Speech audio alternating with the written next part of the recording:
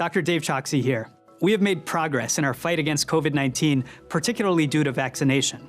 The science continues to show that the COVID vaccines are safe and save lives. Booster doses are now available, and that's good news. But first doses are even more important than third doses, thanks to the over 6 million New Yorkers who have taken that step. Please share your story with someone still thinking through their decision, and let's keep moving our city forward. 미 상무부는 물가지표인 개인 소비 지출 가격 지수가 지난달보다 0.6%, 지난해 같은 달보다는 5% 각각 상승했다고 발표했습니다. 5% 상승은 31년 전인 1990년 11월 이후 최대 상승폭입니다. 개인 소비 지출 가격 지수는 미국 중앙은행인 연방준비제도가 금리를 결정할 때 가장 중요하게 참고하는 물가지표입니다. 추수감사절부터 시작되는 연말 대목을 맞으면서 코로나로 억눌렸던 미국인들의 소비가 살아나고 있는 데다 전 세계적인 공급망 차질이 더해지면서 물가가 폭등한 것으로 분석됩니다. Not just for this historical trend, but also because of some concerns around supply chain disruptions and inventory issues. 지난주 미국인들의 실업수당 청구는 52년 만에 최저치인 19만 9천 건으로 집계됐습니다. 코로나 사태 직전에도 미국의 실업수당 청구 건수는 20만 건을 넘었는데 이보다 신청이 줄어든 겁니다.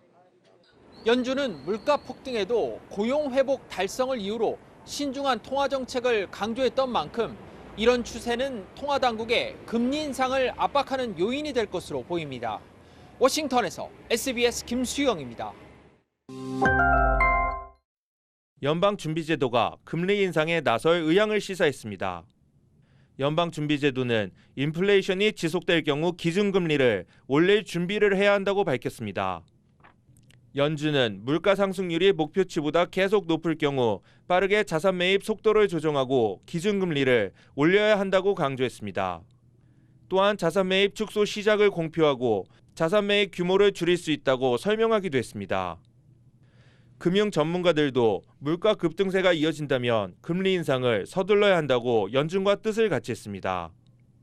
일각에서는 향후 발표될 경제 지표에 대해 인내심 있는 접근이 필요하다고 강조했습니다. 연준은 내년 중 물가 상승세가 진정될 수 있다는 분석도 내놨습니다. 공급과 수요 불균형이 안정되면 내년 물가 상승률이 줄어들 수 있다고 전문가들은 전망했습니다. SBS 이삼현입니다.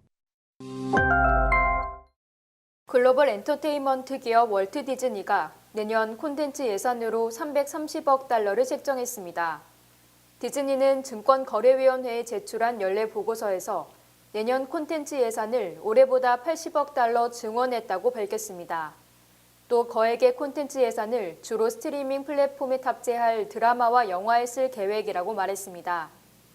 디즈니는 디즈니 플러스, 훌루, ESPN 플러스 등의 스트리밍 플랫폼을 운영 중입니다.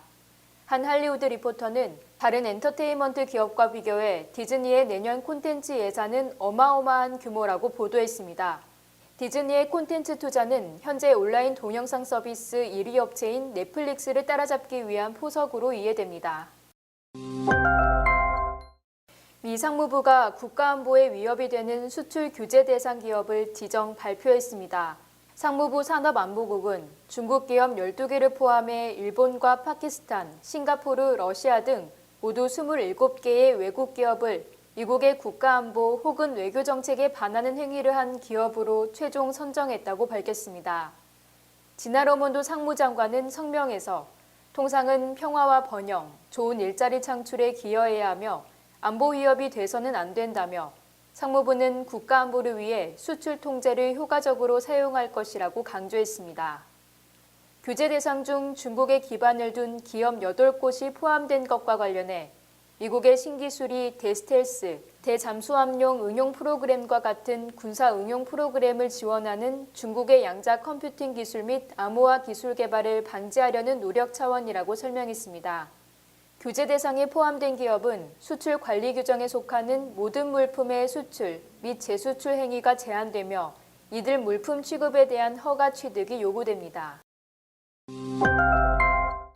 금융기관들이 최근의 인플레이션 추세 등에 대응해 피트니스 클럽 이용료나 프랜차이즈 음식점 계약 등 갖가지 자산을 증권화하고 있다고 보도했습니다.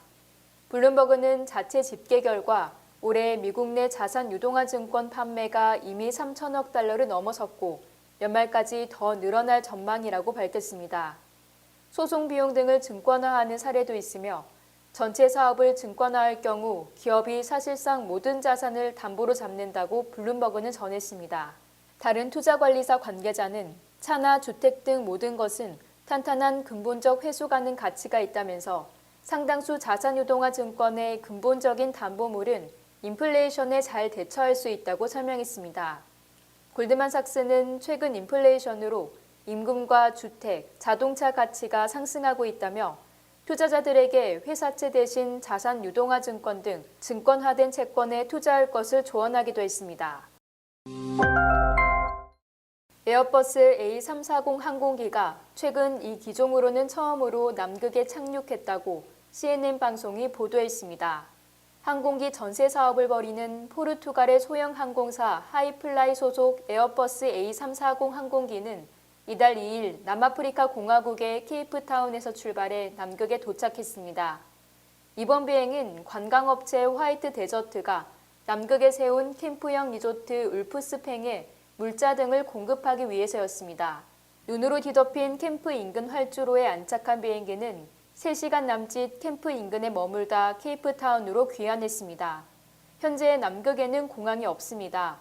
다만 50개의 착륙장과 활주로가 있으며 이를 이용해 여러 보급용 항공편이 남극에 착륙했지만 대형 기종인 A340이 눈 덮인 활주로에 착륙한 것은 상당히 극적인 일이라고 CNN은 평가했습니다.